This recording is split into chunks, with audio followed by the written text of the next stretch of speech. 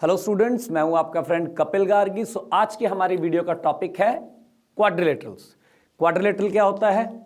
एक ऐसी figure line segment से बनी हुई जिसकी चार साइड्स हो, मींस चार लाइन सेगमेंट जिसमें इन्वॉल्व हो रही है।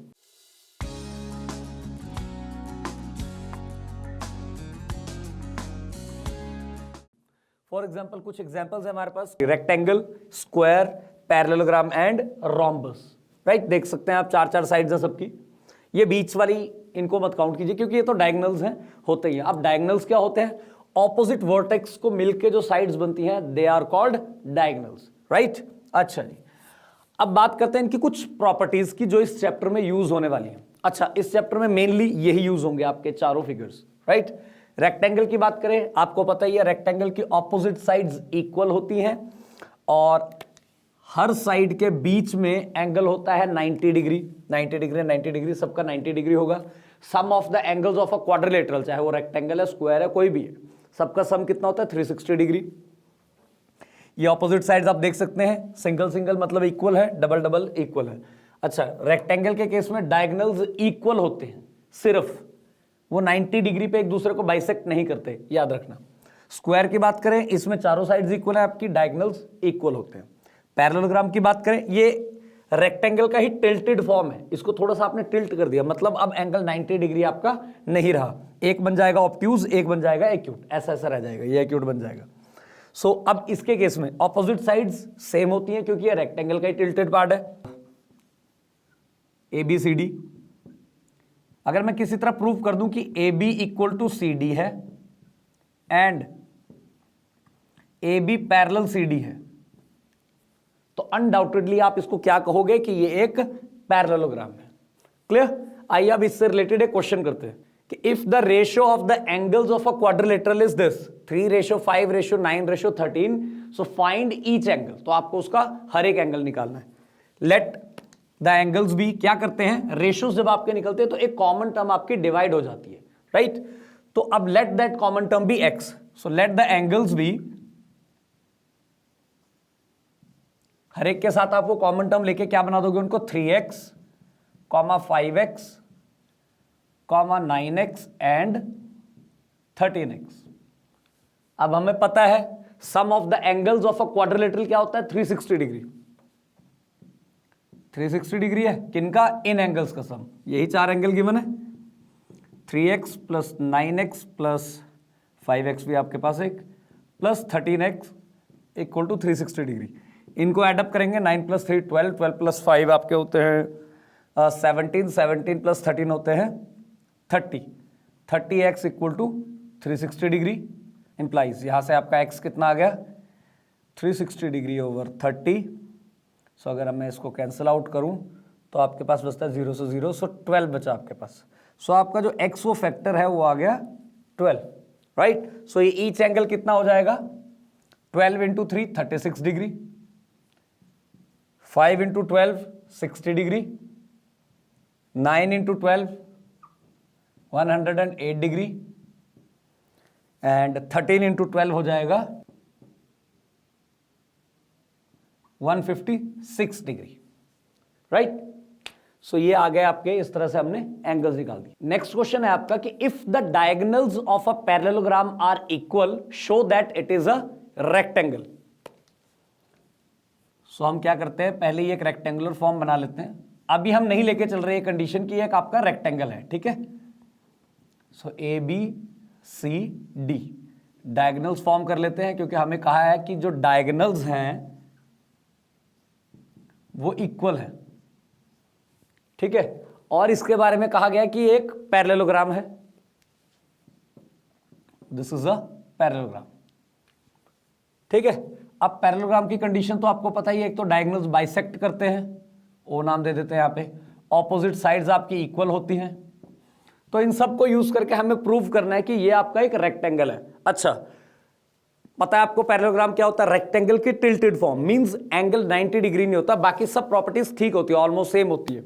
ये जो डायगोनल्स का सीन होता है, रेक्टेंगल में इक्वल होते हैं, पैरेललोग्राम में इक्वल नहीं है, वो इसकी वजह से, उसकी शेप की वजह से। जैसे आप उसको सीधा कर दोगे 90 डिग्री पे, डायगोनल्स अपने आप इक्वल हो जाएंगे। ठीक है, तो हमें प्रूफ क्या करना है, मींस एक एंगल इस केस में 90 डिग्री प्रूव करना है। ऐसे जब आपको एक रोम्बस को स्क्वायर प्रूव करना है तो आपको एक एंगल उसका 90 डिग्री निकाल देना होता है, सारे एंगल 90 डिग्री बन जाएंगे। हमें प्रूव करना है ये, देखिए जी किन्हीं दो ट्राइंगल की बात करते हैं, दो एंगल इक्वल निकाल के उनका सम वगैरह करके देखते हैं अभी क्या होता है। ठीक है, so in triangle ABC and triangle DBC comma, देखिए ABC आपका ये ट्राइंगल, DBC आपका ये ट्राइंगल। ठीक है, इसमें क्या क्या चीज, हम इनको कॉन्ग्रुएंट प्रूव करने लगे। एक तो AB इक्वल टू DC है, क्यों, ऑपोजिट साइड्स ऑफ पैरेललोग्राम। ठीक है जी, अच्छा दोनों में BC कॉमन है,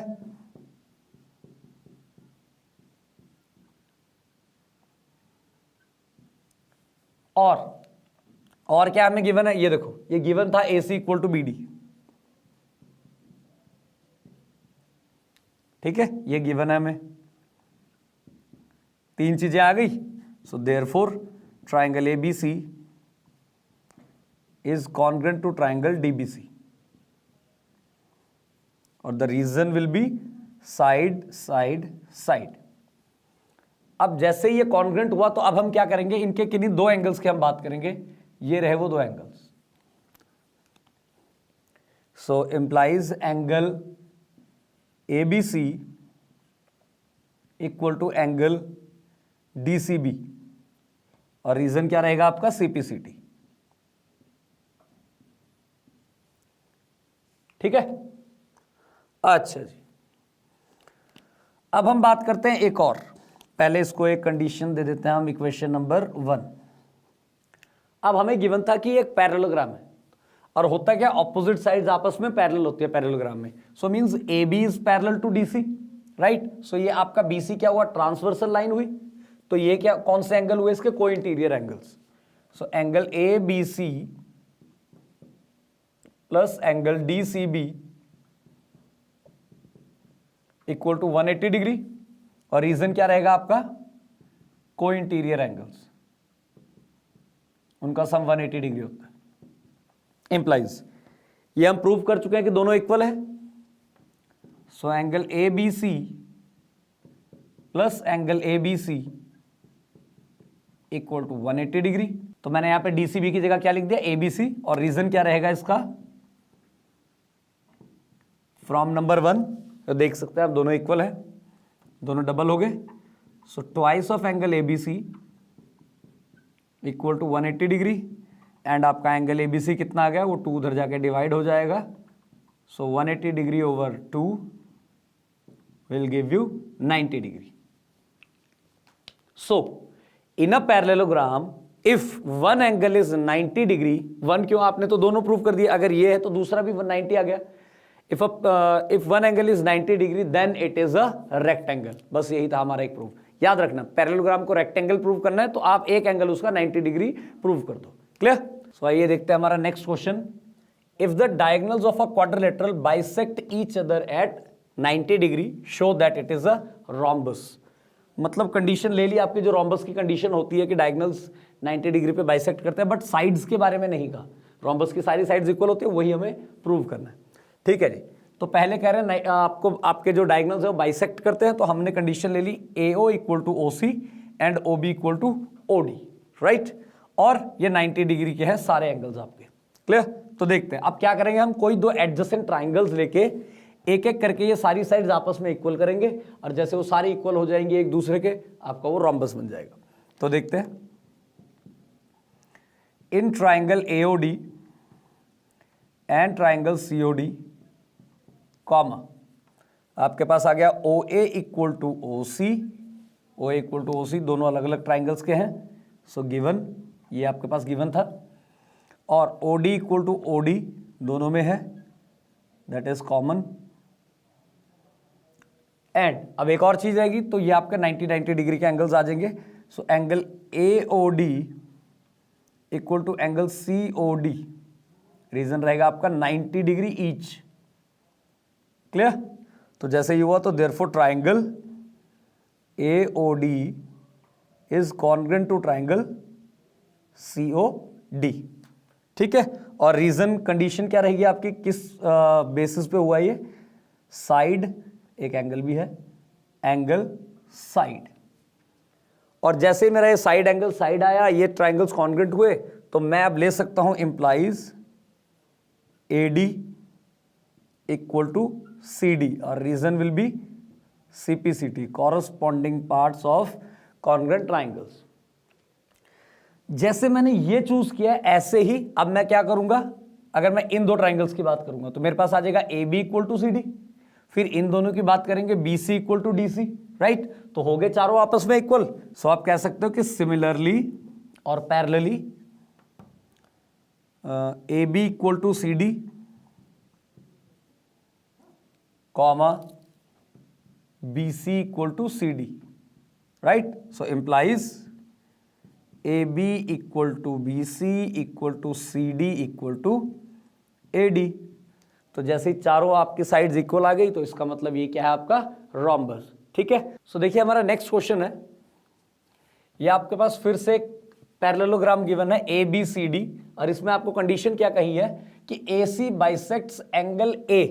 ये देखिए ये जो AC है ये एंगल A को बाइसेक्ट कर रहा है ऑफ अ पैरेललोग्राम, और ये आपके पास एक पैरेललोग्राम है, मींस इसकी ऑपोजिट साइड्स आपकी इक्वल एंड पैरेलल दोनों है, ठीक है। और पैरेलल वाला ट्रांसवर्सल वाला केस भी याद रखना, वो हम इसमें यूज करने वाले हैं। तो जी सबसे पहले हमें प्रूव करना है कि प्रूव दैट कि AC bisects angle C also, वो इसको भी बाइसेक्ट कर रही है, ये हमारा फर्स्ट केस है। तो देखिए जी क्या करेंगे हम, अब अगर मैं बात करूं कि DC पैरेलल AB है, सो देयरफॉर इसकी और इसकी बात करूं अगर मैं, angle DCA, right.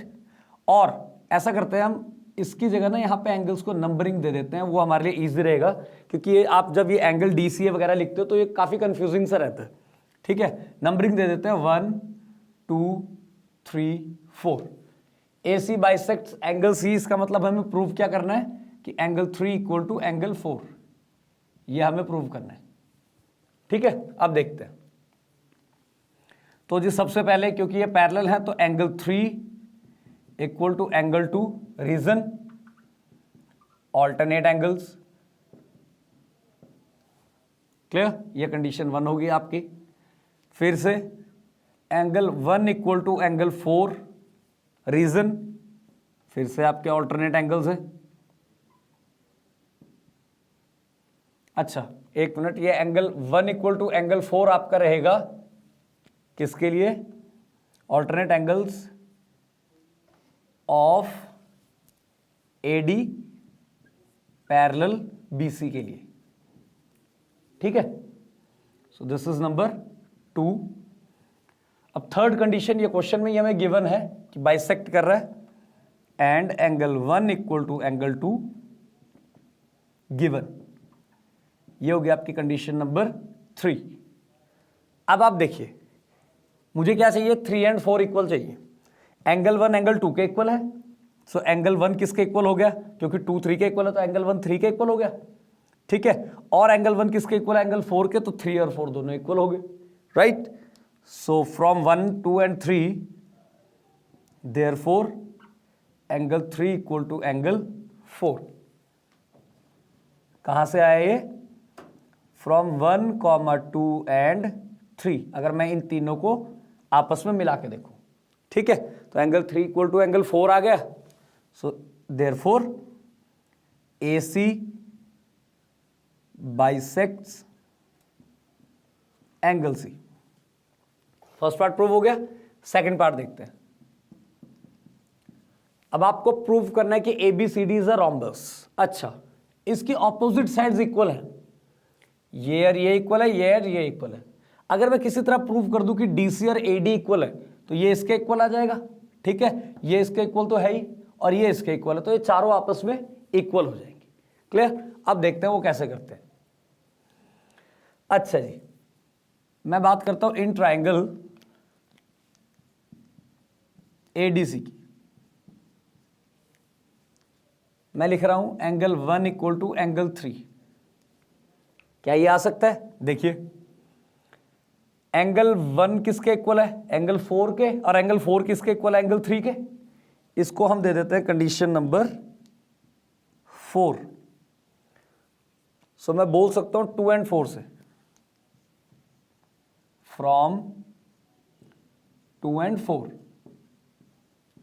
Right. Angle 1 4 के इक्वल है और 4 किसके इक्वल है? 3 के। तो मुझे यही दोनों चाहिए, एंगल 1 and 3। ठीक है जी। सो इम्प्लाइज, अब एंगल 1 की ऑपोजिट साइड देखिए DC है और एंगल 3 की ऑपोजिट साइड क्या है आपकी? AD। तो रीजन क्या लिखोगे आप? Sides opposite to equal angles are equal, right. अच्छा, DC और AD इक्वल आ गया, बट आपका ABCD is a parallelogram, so therefore AB equal to CD and AD equal to BC है, राइट। और आप कह रहे हो DC इक्वल टू AD भी आ गया। सो सारी इक्वल हो गई आपस में, AB equal to CD equal to BC equal to AD। ठीक है ना? AD DC के इक्वल है, CD DC एक ही चीज है, तो ये दोनों भी तो इक्वल हो गए आपस में। ये इक्वल हो गया तो ये भी इसके इक्वल तो पहले ही था। ठीक है। सो दस या therefore ABCD is a rhombus. Clear? तो ये देखते हैं अब हमारे नेक्स्ट क्वेश्चंस हैं कुछ। ये आपके पास एक फिगर है, इसके बारे में क्या कहा है कि ABCD is a rectangle.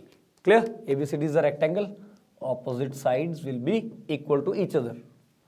Next क्या है आपको? AC bisects angle A and angle C, मतलब ये इसको और इसको एंड इसको दोनों को बाइसेक्ट कर रहा है। क्लियर? सो हमें क्या प्रूव करना है कि ABCD इज अ स्क्वायर। अच्छा जी, तो हम इसका प्रूफ करेंगे। सो देखिए, सबसे पहले क्योंकि आपके पास क्या है? ABCD इज अ रेक्टेंगल, तो आपको पता ही है रेक्टेंगल के मतलब सारे एंगल 90 डिग्री होते हैं, तो ऑपोजिट भी तो 90 हुए। So we can say angle A equal to angle C। Clear? Because, या आप ऐसे कह सकते हो, ये आपके लिए कन्वीनियंट रहेगा, ईच एंगल इज 90 डिग्री। तो मैं किन्हीं भी दो पेयर्स की बात कर सकता हूं अपने प्रूफ के अकॉर्डिंग। ठीक है। अच्छा, दोनों साइड हाफ करते हैं तब भी इक्वल रहेगा, 45 आ जाएगा। अब तो मतलब ये पार्ट और ये पार्ट, ये दोनों आपस में इक्वल है। बट मुझे जिस हिसाब से प्रूव करना है, करना क्या है बेसिकली, ये एक रेक्टेंगल है, ऑपोजिट साइड्स इक्वल है।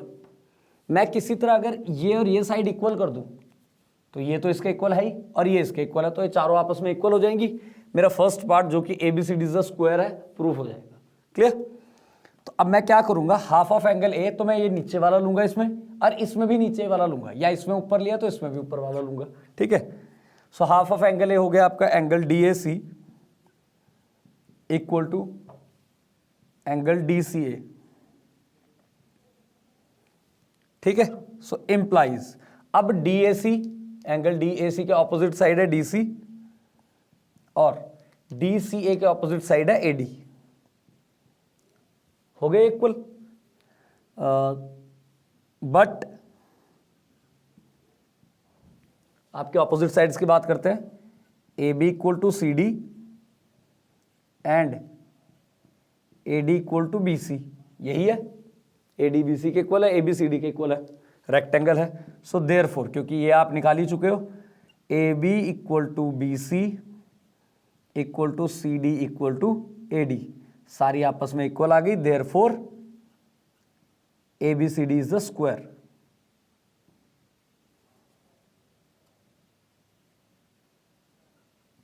क्लियर?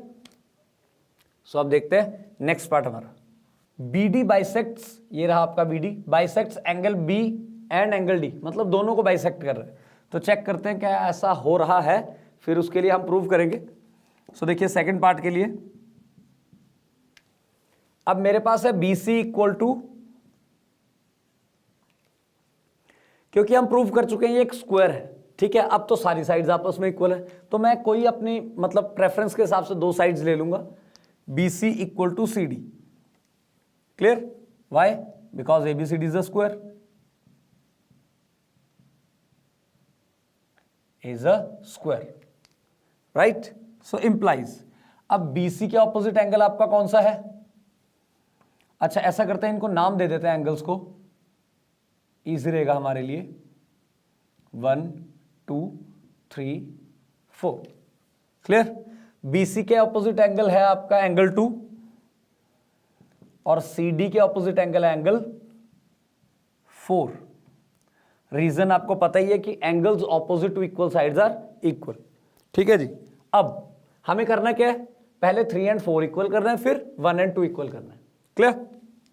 सो देखिए जी, अब ये रेक्टेंगल है और पैरेलल भी है आपस में साइड्स, ठीक है ना, क्योंकि वो तो इक्वल डिस्टेंस में, तो आप उनको पैरेलल भी कह सकते हो। सो अगर मैं बात करूं angle angle 3 equal to angle 2, reason क्या रहेगा? Alternate angles. और इसको आप कंडीशन दे दोगे, कंडीशन नंबर, अच्छा अगर मैंने ये कर दिया तो मेरे पास आ गया, देखो 2 और 3 हो गया। सो देयरफॉर मैं यहाँ 2 की जगह क्या लिख दूंगा? 3। Angle 3 equal to angle 4। ये रीजन क्या रहेगा इसका आपका? From 1 and 2। एंगल 3 और 4 इक्वल हो गए। सो इसका मतलब BD bisects angle B। Second condition देखते हैं, एक हम प्रूव कर चुके हैं, देखिए यहीं पे कर लेते हैं इसका प्रूफ। अब मुझे चाहिए 1 और 2 इक्वल, ठीक है जी। तो सिमिलरली जैसे मैंने ये ऑल्टरनेट वाला केस लिया था, मैं इसका और इसका ऑल्टरनेट केस ले लूंगा। एंगल 1 इक्वल टू एंगल 4 है, रीजन फिर से ऑल्टरनेट एंगल्स। अब की बार साइड्स बदल जाएंगी, ये ऑल्टरनेट एंगल्स है इनके लिए, AD और BC के लिए, क्लियर? अच्छा अब इसको दे देते हैं हम कंडीशन नंबर 3। मुझे एंगल 1 एंड 2 चाहिए, ठीक है। एंगल 1 इक्वल टू एंगल 4 है, और एंगल 4 किसके इक्वल था? एंगल 2 के। Implies angle 1 equal to angle 2 कहां से आया? ये फ्रॉम नंबर 1। और रीजन क्या था? कि because angle 2 equal to angle 4, ठीक है। So it means therefore BD bisects angle D। So आइए देखते हैं, अब हमारा नेक्स्ट क्वेश्चन है। इसमें कहा है कि ABCD is a parallelogram. ABCD आपका एक पैरेललोग्राम है, and AP and CQ are perpendiculars on DB। वो आपको 2 परपेंडिकुलर्स गिवन है, ठीक है। आपको सबसे पहले क्या प्रूव करना है? कि ट्राइंगल APB, ये रहा triangle APB, and triangle CQD, CQ and D are congruent. तो देखते हैं क्या करेंगे। सबसे पहले हम प्रूफ इन दोनों ट्राइंगल्स को ही लेंगे, in triangle APB and triangle CQD, ठीक है जी। तो सबसे पहले मेरे पास है APB में अगर आप बात करते हो तो AB equal to CD। Reason क्या रहेगा? Opposite sides of parallelogram equal होती हैं, clear? Next angle APB equal to angle CQD रहा आपका 90 डिग्री ईच। अब एक और चीज रहेगी, अब आपको पता ही ये पैरेललोग्राम है, तो मैं बात कर सकता हूं कि इस और इस एंगल की ऑल्टरनेट एंगल्स है, ये इक्वल है। Angle ABP equal to angle CDQ, reason alternate angles, clear? आगे 3 चीजें। So therefore triangle APB is congruent to triangle CQD, और रीजन क्या रहेगा आपका? Angle side angle, 2 angles use किए हमने। सेकंड पार्ट प्रूव करना है। क्या कह रहे हैं सेकंड पार्ट में? कि जो आपने 2 परपेंडिकुलर्स लिए थे AP एंड CQ, ये दोनों इक्वल हैं। अब क्योंकि हम इनके कॉरस्पॉन्डिंग ट्राइंगल्स जो हैं उनको हम कर चुके हैं कॉन्ग्रुएंट, तो इसका मतलब as triangle APB congruent triangle CQD, so therefore AP equal to CQ और रीजन रहेगा आपका CP/CT। क्लियर? सो आइए देखते हैं हमारा लास्ट क्वेश्चन एक्सरसाइज का। अब देखिए, ये आपके पास एक फिगर गिवन है, ठीक है, काफी कॉम्प्लिकेटेड सी फिगर है आपके पास ये, ठीक है। यहाँ पे बहुत सारे पैरेललोग्राम भी दिख रहे हैं, ट्राइंगल्स भी दिख रहे हैं। अब देखिए इससे करना क्या है। सबसे पहले तो आपको गिवन है triangle ABC and triangle DEF। क्या क्या गिवन है आपको? AB इक्वल टू DE, ठीक है, and AB parallel DE, AB is also parallel to DE, BC equal to EF, ये रही BC और ये रही EF। लास्ट पार्ट अगर हम देखें, हमें ये दोनों कॉन्ग्रुएंट भी प्रूव करने हैं, यही दो ट्राइंगल्स इनकी बात हो रही है, बट गिवन सिर्फ दो ही चीजें हैं, इसके अलावा कुछ नहीं गिवन है। तो देखते हैं फिर क्या होता है इसका, ठीक है। उससे पहले हमें ये पार्ट्स प्रूव करने पड़ेंगे। अच्छा, क्वेश्चन देख के काफी भारी भरकम सा लग रहा है, बट है कुछ नहीं, बहुत इजी क्वेश्चन है। आपको याद होगा वीडियो की स्टार्टिंग में मैंने आपको एक इंपॉर्टेंट चीज बोली थी कि अगर किसी क्वाड्रिलेटरल में ऑपोजिट पेयर्स ऑफ साइड्स वो इक्वल एंड पैरेलल हैं तो वो क्या होंगे? आपके पैरेललोग्राम बन जाएंगे, ठीक है। अब देखिए मेरे पास गिवन है AB equal to DE and AB also parallel to DE, तो मैं कह सकता हूं कि ABED is a parallelogram as one pair of opposite side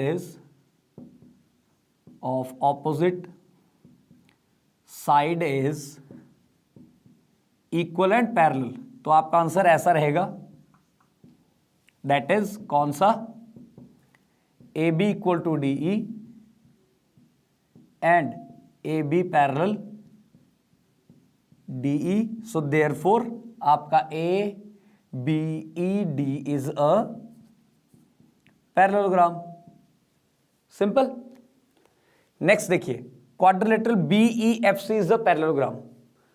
अब देखिए BEFC कहां है आपके पास? BEFC, इसके बारे में कुछ कहा है हमें? BC इक्वल टू EF है, ये रहा BC, ये रहा EF, इसी क्वाड्रिलेटरल का पार्ट है और यही हमें पैरेलल भी कहा है। कंडीशन आपकी सेम रहेगी और हमारा थोड़ा सा आंसर चेंज हो जाएगा, कंडीशन सेम है। सेकंड पार्ट के लिए आपकी कि as one pair of opposite side is equal and parallel, therefore that is कौन कौन से की बात हो रही है? BC equal to EF and BC parallel EF, so therefore आपका BEFC is a parallelogram. Clear?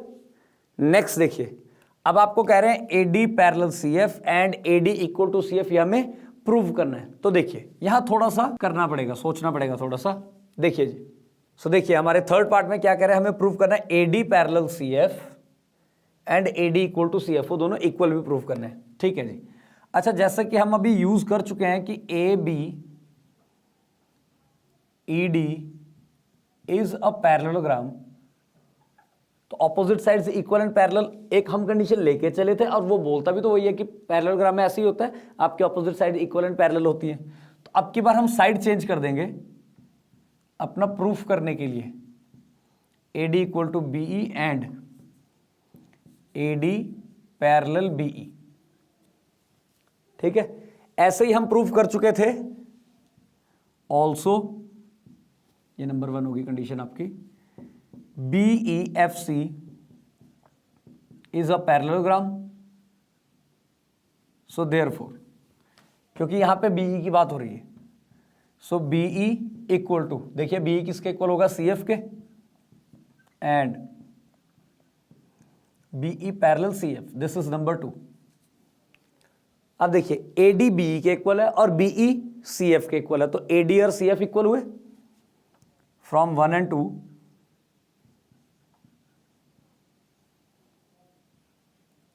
AD equal to CF। अच्छा, AD पैरेलल है BE के, BE पैरेलल है CF के, तो इसका मतलब ये भी आपस में पैरेलल हुए, एंड AD पैरेलल CF, यही प्रूव करना था। Third part is proved. Okay, fourth part के लिए देखते हैं। अब कंडीशन यही मैं उठाऊंगा कि as AD equal to CF and AD parallel CF, तो वही कंडीशन कि if one pair of opposite sides are equal and parallel, so therefore the given quadrilateral is a parallelogram. So इस कंडीशन के according lines लिखोगे आप वो, therefore आपका ADFC is a parallelogram. Clear? अब क्योंकि हम प्रूव कर चुके हैं ADFC इज अ पैरेललोग्राम, तो नेक्स्ट पार्ट देखिए हमारा AC equal to DF, ADFC sorry is a parallelogram, so इनके ऑपोजिट साइड्स भी इक्वल आ जाएंगी. सो फिफ्थ पार्ट है आपका AC इक्वल टू DF आ जाएगा. Reason because ACFD is a parallelogram, तो उसकी ऑपोजिट साइड्स आपकी इक्वल होगी. अब लास्ट पार्ट देखिए, जो सबसे पहले हमें ट्राइंगल्स कहे थे उनको हमें कॉन्ग्रुएंट प्रूव करना है. ठीक है, तो देखते हैं कैसे करेंगे. देखिए जब इन triangle ABC and triangle DEF, सबसे पहले आपको गिवन है AB equal to DE, given. ठीक है, दूसरा आपको गिवन है BC, ट्राइंगल का ही पार्ट है, equal to EF, that is also given. ठीक, और एक हम प्रूव कर चुके हैं फिफ्थ पार्ट में कि DAC इक्वल टू DF, ये भी ट्राइंगल्स के पार्ट है, proved. So therefore triangle ABC is congruent to triangle DEF. और रीजन क्या रहेगा आपका? Side side side. Clear? So ठीक है स्टूडेंट्स, जो ये हमने क्वेश्चन किए हैं ये आपके क्वाड्रिलेटरल चैप्टर को समझने के लिए सफिशिएंट है. आप इनको ध्यान से एक बार दोबारा देखिएगा सारे क्वेश्चंस को और प्रैक्टिस कीजिएगा, और इसके साथ आपको एक्स्ट्रा क्वेश्चंस मिल जाएंगे बाकी अगर आप कोई बुक रेफर करते हो तो. ठीक है, सो अब मिलते हैं हमारी नेक्स्ट वीडियो में इसी के फर्दर टॉपिक के साथ, जिसमें मिड पॉइंट थ्योरम की बात करेंगे. So see you in the next video.